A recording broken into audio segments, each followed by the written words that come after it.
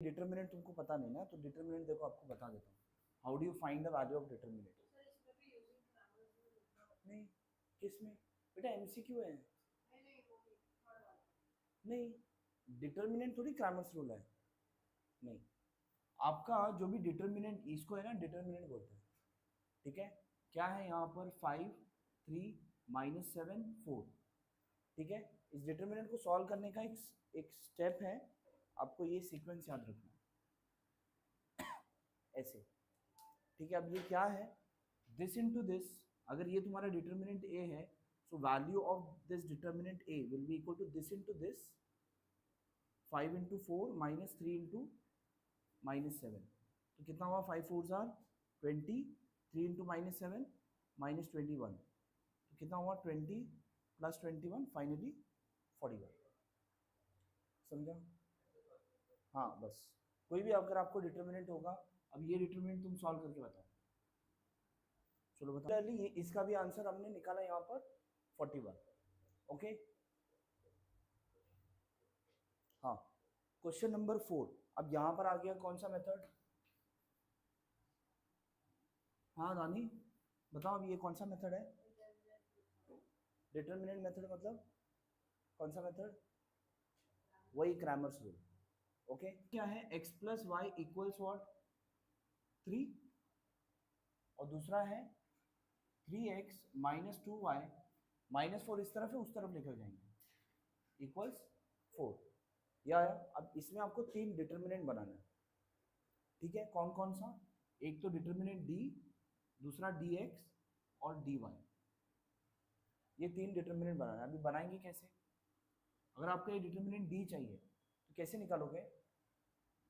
यहाँ पर जो कोफिशिएंट्स है ना, इस तरफ x y, x का कोफिशिएंट 1, y का कोफिशिएंट 1, x का कोफिशिएंट, y का कोफिशिएंट बस। अब इसको सॉल्व करना पता है तुमको, राइट? What it is? तो आपका जो d आएगा 1 इंटू -2 एंड 1 इंटू 3, दैट्स 3, तो हो गया -2 -3 विच इज -5, बराबर। अब dx कैसे निकालेंगे? ठीक है, how you will find dx? dx निकालने के लिए जो x के कोफिशिएंट है ना वो नहीं लिखेंगे, समझ में आ रहा है? जो x का कोफिशिएंट है वो नहीं लिखेंगे, जो y का कोफिशिएंट है वो लिखेंगे, 1 एंड -2 लिख दिया। x का कोफिशिएंट, हाँ हाँ, y इस तरफ है ना, तो इस तरफ यही लिखेंगे। x का कोफिशिएंट कुछ नहीं लिखेंगे, तो x के कोफिशिएंट में क्या लिखेंगे? ये वैल्यू लिखेंगे, समझा? अगेन इसका क्या करेंगे? You will find dx determinant 3 into -2 -1 into 4, कितना हो गया? -6 -4 -10, गॉट इट? अब नेक्स्ट dy, चलो बताओ जिदान, अभी बताओ क्या आएगा नंबर? जैसे x का किया था वैसे ही करना है। अब इसमें y का कोफिशिएंट नहीं लिखेंगे, y के कोफिशिएंट के उधर कांस्टेंट टर्म्स लिखेंगे।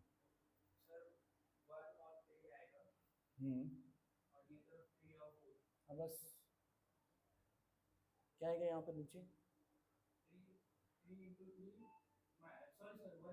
यहाँ से लेफ्ट टॉप से शुरू करना है, 1 इंटू 4 3 इंटू 3, 4 -9, आंसर इज -5। आया आपको? युवराज आया आपको? फर्स्ट आया? कितना आया? देखो क्या क्या प्रॉब्लम है, रुको ना, अभी तक हुआ नहीं है क्वेश्चन। ये तो सारे हमने क्या निकाला? डिटरमिनेंट निकाला ना। हाँ, अब निकालना क्या है?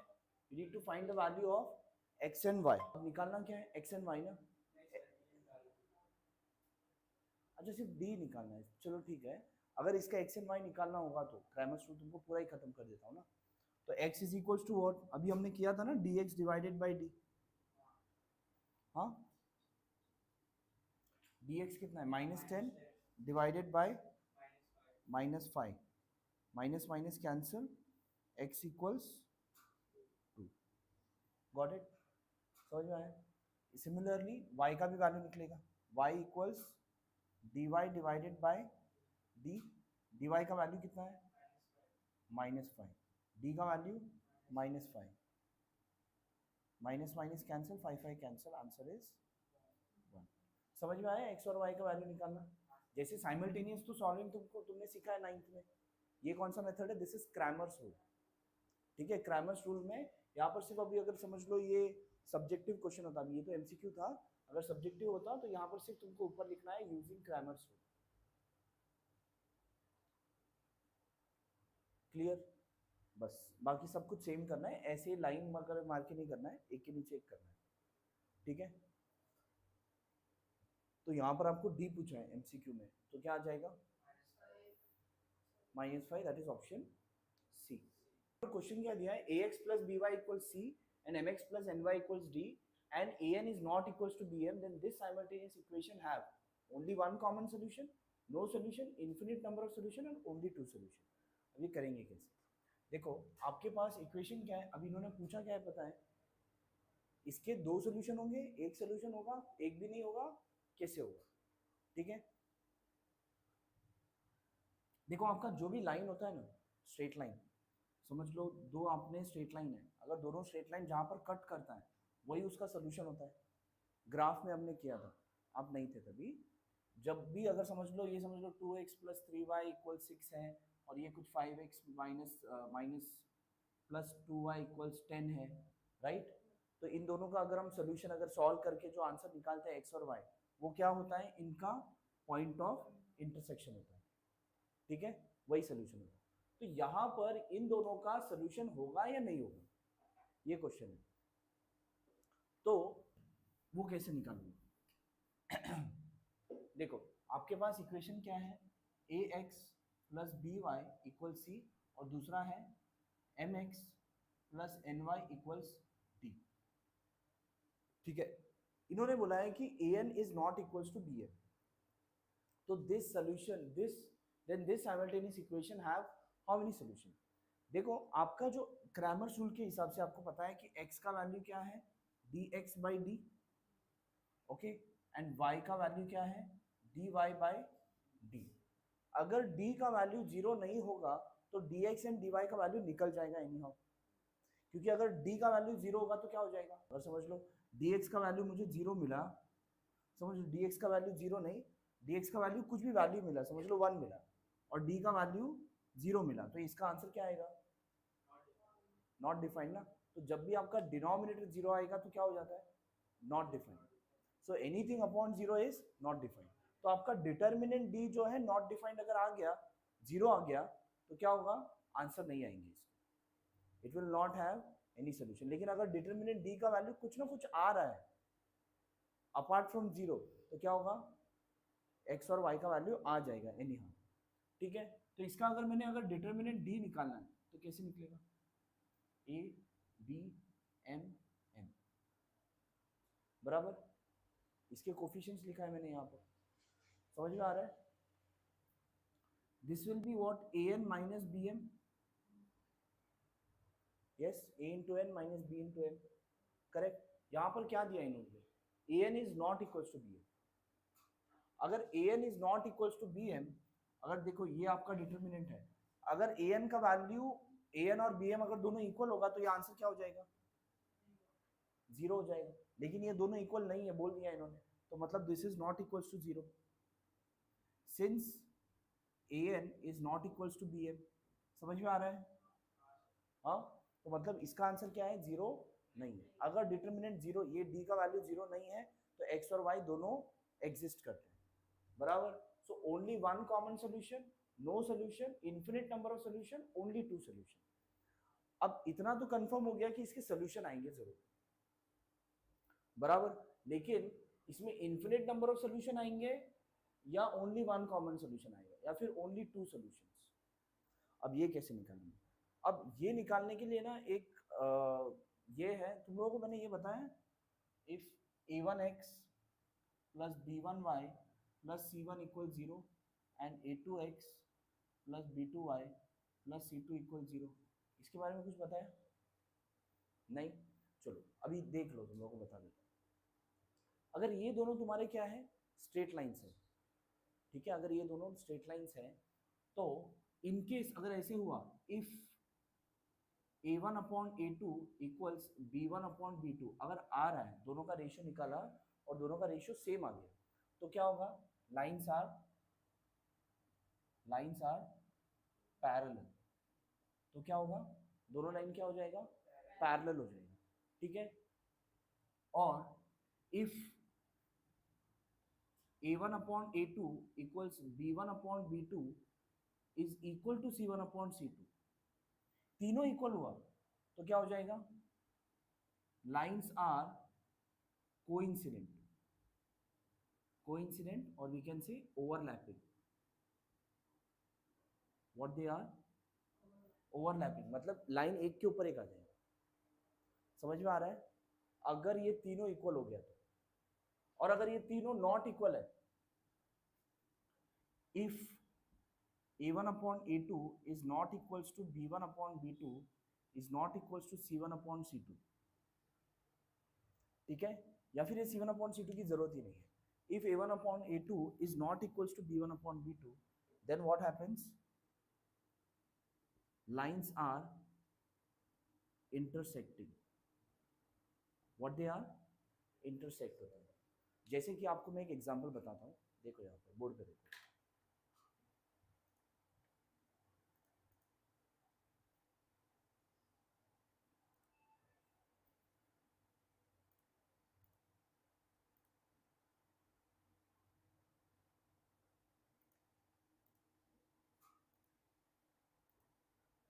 ग्राफ दिख रहा है ना आपको?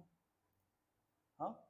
अब देखो यहाँ पर अगर मैंने दो लाइन बनाया, जैसे कि 2x प्लस 3y इक्वल्स 5, ये एक बनाया, और दूसरा लाइन में बना रहा हूँ same 2x plus 3y equals, क्या लिखूँ बोलो? 7 लिखूँ? 6, चलो 6। देखो अब यहाँ पर ये दोनों लाइंस कैसे बने? How the two lines are? The two lines are parallel. क्यों? क्योंकि देखो इसका A1 अपॉन A2 करेंगे तो 1 आता है, B1 अपॉन B2 करेंगे तो भी 1 आता है। तो A1 upon A2 if it is equals to B1 upon B2 then the lines are parallel. अब यहाँ पर देखो, अगर मैंने यहाँ पर 3 कर दिया, यहाँ पर मैंने 3 किया, तो लाइन ऐसे हुआ, ये 2 अपॉन 3 है ना, तो ये भी सेम 2 अपॉन 3 आने के लिए यहाँ पर 6 करना पड़ेगा, बिकॉज 3 अपॉन 6 को सॉल्व किया तो कितना आएगा? नहीं नहीं, एक मिनट, और 3 टू जार, नहीं 6 नहीं, अगर ये 2 अपॉन 3 है ना, तो इंटू 2 3 है,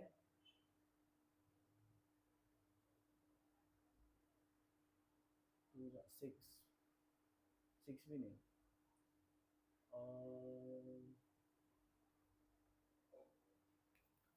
2 अपॉन 3 इक्वल्स 3 अपॉन 1, तो अगर ये x फाइंड करना होगा 2x इक्वल्स 9x इक्वल्स 9/2, नहीं 3 नहीं लिखेंगे, कुछ और नंबर लिखेंगे। एक मिनट, अगर समझ लो मैंने वहाँ पर 4 लिखा, 3 नहीं, यहाँ पर मैंने क्या लिखा? 4, तो यहाँ पर मैं क्या लिखूंगा? 6। अब देखो इन दोनों का रेशियो करेंगे 2/3 का, तो 2/3 आएगा। 4/6 का रेशियो करेंगे तो क्या आएगा? सिंप्लीफाई करोगे तो क्या मिलेगा? 2/3। तो दोनों रेशियो सेम हो गया, तो जब भी इन दोनों का रेशियो सेम होगा तब लाइंस क्या होंगे? समझ में आ रहा है? A1/A2 equals B1/B2 then the lines are parallel। बराबर। अगर ये थोड़ा सा भी चेंज हो गया, अगर ये दोनों नॉट इक्वल हुआ, अगर यहाँ पे 6 की जगह पे 7 लिख दूं, तो क्या होगा? Lines are intersecting. दिख रहा है कहाँ पे इंटरसेक्ट कर रहा है? ये यहाँ पे। And this is the solution. अगर इन दोनों इक्वेशन को अगर आप सॉल्व करोगे तो यही आपका क्या आएगा? यही सोल्यूशन आ जाएगा। बराबर। तो when this are not equal then the lines are parallel. When all of them are equal, जैसे अगर ऑल ऑफ देम अगर मैंने इक्वल कर दिया, यहाँ पर मैंने 4/6 लिखा था ना, और यहाँ पर अगर मैंने 6/9 लिख दिया, तो क्या हो जाएगा? अगर यहाँ पे 9 लिखा तो तीनों रेशियो इक्वल हो जाएगा ना, बराबर। अगर तो क्या हो जाएगा? Lines are overlapping. अब देखो एक ही लाइन दिख रहा है। अब क्या है कि एक के ऊपर एक लाइन है। देखो अभी ये अगर मैंने ब्लू वाला लाइन बंद किया ना, तो रेड वाला लाइन शुरू हो जाएगा। बराबर। अगर रेड वाला, अभी ये मैंने ब्लू वाला लाइन चालू किया और रेड वाला लाइन बंद किया तो ये ब्लू लाइन दिख रहा है, बराबर। ये दोनों बंद किया, अब रेड वाला चालू किया तो देखो वही है, और यहाँ पे ब्लू चालू किया तो वही है। तो क्या हुआ, लाइन्स आर ओवरलैपिंग। तो जब ये तीनों इक्वल हुआ, लाइन्स आर कोइंसिडेंट और ओवरलैपिंग। समझ में आया? हाँ, क्लियर है। नाउ अब यहां पर भी देखो हो क्या रहा है, अगर इफ आई डू इट, यहां पर मैं इसको करूं तो a upon m and b upon n करूं, और यहां पर क्या है c अपॉन d, ये सारे इक्वल है या नहीं? यहां पे ऑलरेडी गिवन है an is not equals to bn। अगर समझ लो इसको मैं नॉट इक्वल्स लिखता हूं तो ये an इस तरफ आ जाएगा, ये है ना ऑलरेडी, तो क्या हुआ, और आपका c अपॉन d तो मैच नहीं हो रहा, इट इज नॉट इक्वल। तो हुआ क्या कि ये दोनों क्या है, an is not equal to, मतलब ये a1 upon a2 equals b1 upon b2 जो था ना, वो रेशियो क्या हो रहा है, नॉट इक्वल आ रहा है। अगर नॉट इक्वल है then the lines are what, so when they intersect at that time how many solutions, only one solution, क्योंकि इंटरसेक्ट करेगा तो एक ही पॉइंट पे इंटरसेक्ट करेगा। तो इन्फिनिटली मेनी सॉल्यूशन क्या होता है, जहां पे जो था ना, अब जब lines are intersecting then there are infinitely many then there is only one solution। अगर लाइंस पैरेलल है, जैसे कि अगर मैंने यहाँ पर, अब इन दोनों की कितने सोल्यूशन आएंगे, इसको सॉल्व करोगे तो कितने सोल्यूशन आएंगे,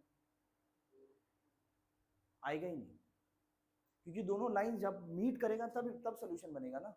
अगर इन दोनों साइमल्टेनियस इक्वेशन को अगर मैंने बोला आप नॉर्मल जो अलजेब्रिकली सॉल्व करते हो ना, उससे सॉल्व करने जाओ आंसर आएगा ही नहीं, नॉट डिफाइंड, या फिर आएगा ही नहीं आंसर। ठीक है, ट्राई कर लो चाहिए तो आएगा ही नहीं आंसर। तो होगा क्या,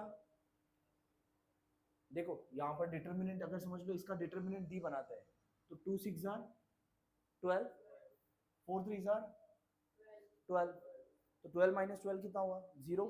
तो डिटर्मिनेंट डी आपका 0 हो गया ना, तो आंसर मिलेगा इसका, नहीं मिलेगा ना।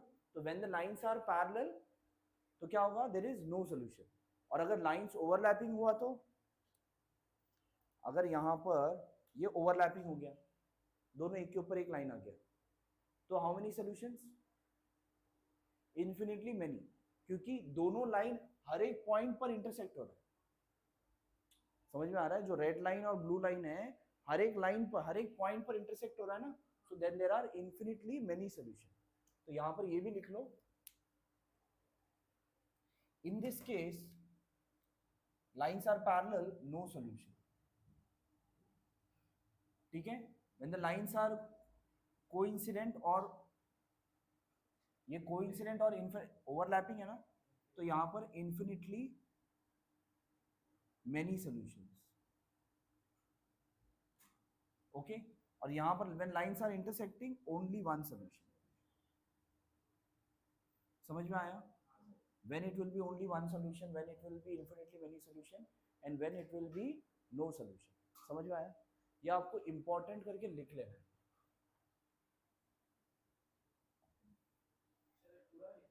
हाँ, ये पार्ट इंपॉर्टेंट है ना बेटा, ये राइट साइड वाला तो चलो इसका क्वेश्चन का सोल्यूशन है, राइट साइड वाला जो है वो तो क्वेश्चन का सोल्यूशन है, दिस इज, ये थियोरी पार्ट है, आपको पता होना चाहिए।